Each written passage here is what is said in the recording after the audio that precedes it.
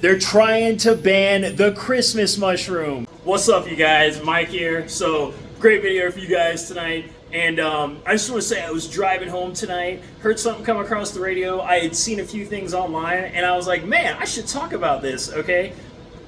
Now, first, I want to come off and state, this video is for informational and educational purposes only. I'm not condoning the use of any of these products or supplements. I'm just trying to educate the public on what's going on with this matter. And if you want to look at this article, okay, I'm linking the NPR article in the description box below so everyone can refer to that article. There is an audio clip in that article as well. You can check that out. And like always, do your own research for yourself. But what I'm going to do is I'm going to go through this article and we're just going to read it together.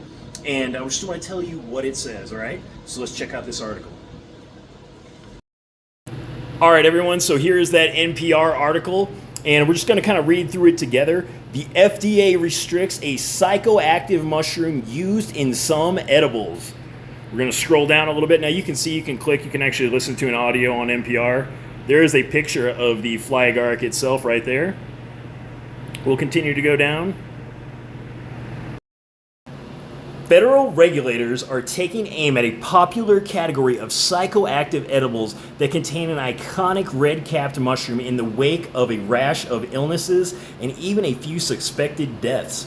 This week, the Food and Drug Administration warned food manufacturers that the Amanita muscaria and compounds in that mushroom are not authorized for use in food, citing a review of scientific evidence that found these ingredients do not meet safety standards. All right, so some people got sick, some people died, so this is definitely serious. Let's continue reading. All right.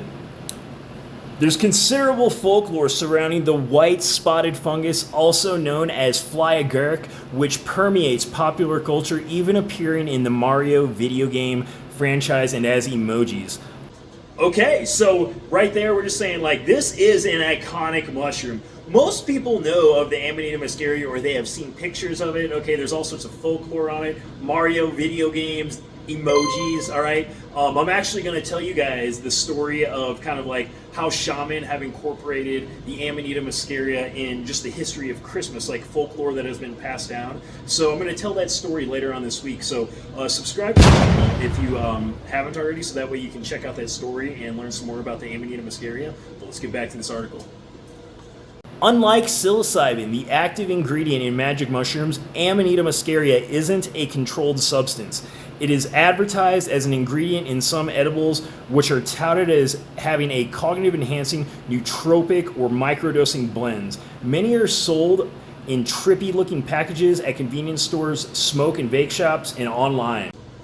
Okay, so what that's basically saying is that the Amanita muscaria mushroom is not a controlled substance, all right? So it's not a scheduled substance like psilocybin is in some places. The Amanita muscaria has always got around that law, and it's been being able to be sold as a supplement, and like many things through the FDA, how you can just sell substances as supplements, all right? As long as they're not totally illegal. But anyway, let's continue reading this article. In its warning letter to food manufacturers, the FDA notes these are sometimes marketed as psychedelic edibles or legal psychedelics.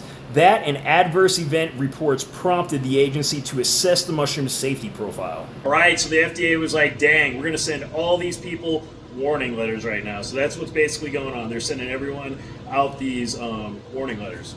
I feel it's the right call, says Eric Leas, an epidemiologist at the University of California, San Diego, who has documented public health concerns around the mushroom. It could potentially have very large implications for this market. Christian Robinson, who runs an online retailer of Amanita muscaria, said his lawyers are still figuring out the implications, but called it a huge obstacle for his business, the industry, and individuals who have been using the mushroom. Okay, so we got an epidemiologist at the University of California saying, hey, we should probably figure out what's going on here. We got lawyers basically telling people that have these shops or retailers of the Amanita muscaria, this is going to be a huge obstacle for your businesses, and we need to try to figure out something about getting around this or what we can do here. A lot of this seems to be brought on by the actual adulterated products that have hit the market in the recent years, containing various synthetic drugs being marketed as Amanita. Robinson, who runs MN Nice Botanicals, said in an email, NPR contacted several other major companies that sell these mushroom edibles and did not receive a response. All right, so I guess NPR reached out to some of these people and they didn't want to talk to NPR. But anyway, let's continue reading the article. The FDA investigation concluded that muscimol couldn't explain all the symptoms reported by ill people who consumed the Diamond Shrooms brand products. The agency is now prohibiting the use of 3 compounds in the mushroom: muscimol, ibotenic acid, and muscarine. Given safety concerns identified in the review of the evidence, exactly how the FDA will decide to enforce its decision remains to be seen. The market for these psychoactive edibles has grown substantially in just the last few years. There are hundreds of brands sold online, says UCSD's Leas. This threatens the legal status of manufacturers, so it could put a stop to that trend. And Dr. Mason Marks, a law professor and senior fellow with the Project on Psychedelics Law and Regulation at Harvard's Law School Petrie Flom Center, says inaccurately labeling food products is quite concerning and against federal regulations, regardless of whether or not they contain Amanita muscaria.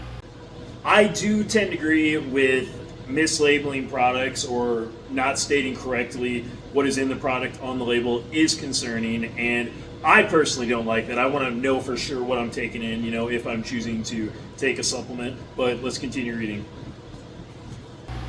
The problem with these products is we just don't know what's in them, says Marks. It's a little bit difficult to predict what comes next. It's unclear how the FDA will enforce mushroom prohibition.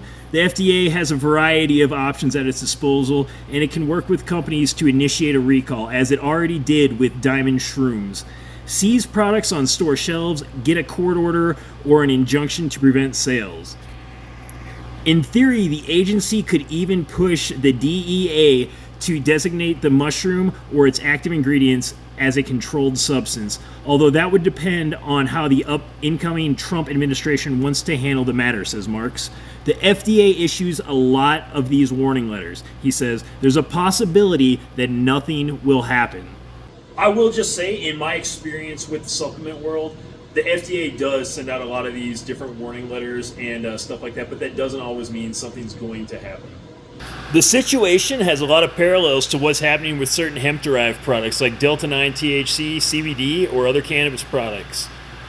Those populate stores even though they're not considered legal ingredients by the FDA, says Sean Hauser, a partner at a Colorado-based law firm which focuses on psychedelics, cannabis, and other novel natural ingredients like mushrooms. There have been warning letters around that, but they generally haven't been enforced unless there's unlawful drug claims, marketing to children, or other public safety issues, she says. A spokesperson for the National Association of Convenience Stores said they were alerting their members so that they can take appropriate action in response to the warning letter. Mark says the FDA ruling doesn't prohibit people from growing or picking this kind of mushroom, which has a relatively small following compared to other psychedelics. Amanita muscaria targets GABA receptors, unlike psilocybin that primarily acts on serotonin receptors and can lead to a dissociative state, and some describe as quite unpleasant and even disturbing in high doses. There are people that are interested in having heavy psychedelic experiences, and this isn't really the mushroom to go to for that, says Kevin Freeney, a lawyer and cultural anthropologist at Central Washington University, who has edited a compendium on Amanita muscaria. I will say, Kevin Freeney is correct right there. He basically stated that people typically do not consume the Amanita muscaria mushroom to achieve those deep psychedelic states. Most people typically will consume a mushroom known as Psilocybe cubensis, and the Amanita muscaria is not taken to achieve that deep psychedelic state. People often seek it out for microdosing out of the belief that it helps with anxiety, sleep, and even more serious problems like addiction to benzodiazepines and alcohol, though there's little evidence from clinical research on its possible therapeutic properties in humans. FDA is clearly addressing this mushroom, says Freeney, but to what degree are they addressing the other additives that are in these products?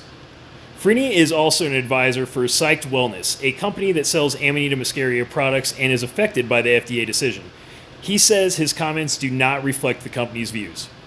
While this mushroom is poisonous, there are not many documented reports of overdose and death. In its scientific review, FDA staff noted there were no toxicity studies sufficient to establish the safe use of the mushroom or its extracts, and that the available information underscores their potential for serious harm and adverse effects on the central nervous system, including hallucinations, drowsiness, delirium, and seizure. Okay, now I do want to say the fly agaric or Amanita muscaria is a poisonous mushroom, all right? Now, I'm sure there's like a lot of misinformation and controversy out there. Some people probably watching this video are very well versed in Amanita muscaria. Some people probably don't know anything about Amanita muscaria. Now, I want to say, even though it's a poisonous mushroom, it still can be consumed when properly prepared, all right? So I'm not going to go over that in this video, but you can basically paraboil this mushroom and basically do an extraction on it, and then you could consume the mushroom after you have paraboiled it.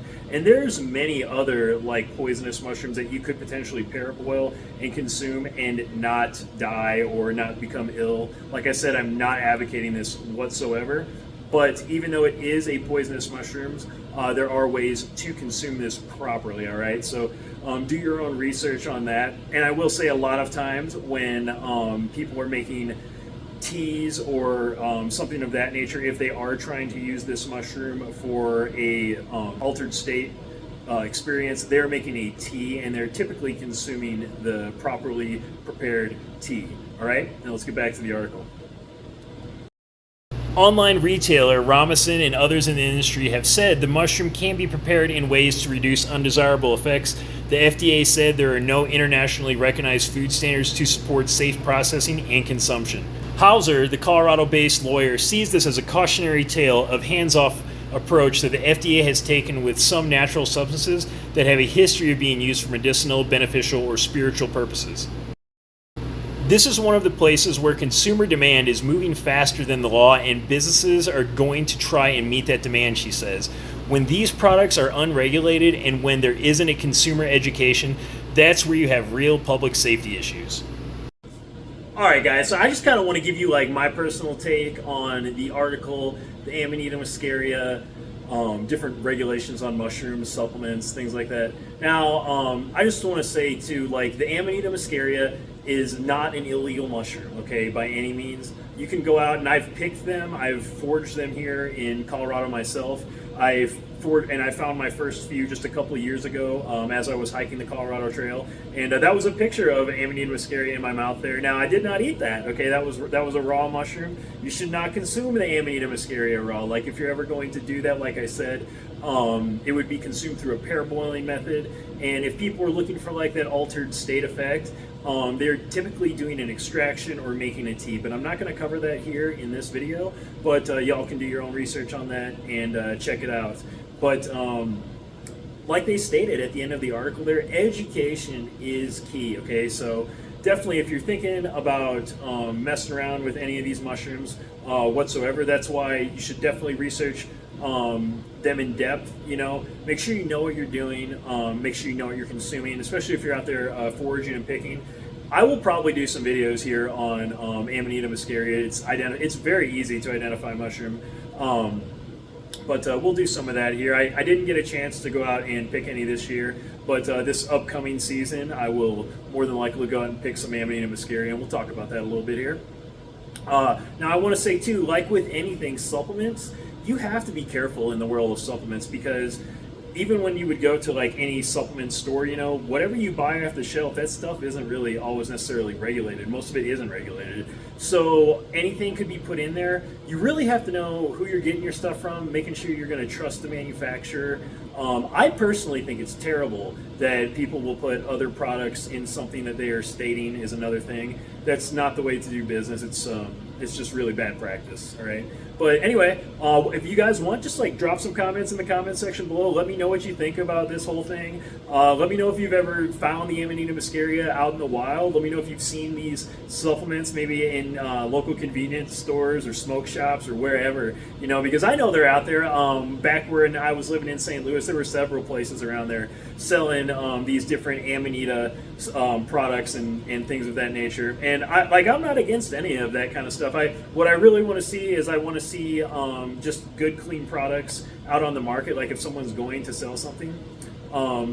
But like I said, I'm not advocating the consumption of any of these things. This video is merely for educational and informational purposes only. And I just hope you guys all found this helpful and informative. If you did, please drop it a like. Subscribe to the channel if you haven't already. And but that's all I got for you on this one, guys. And I'll catch you on the next one.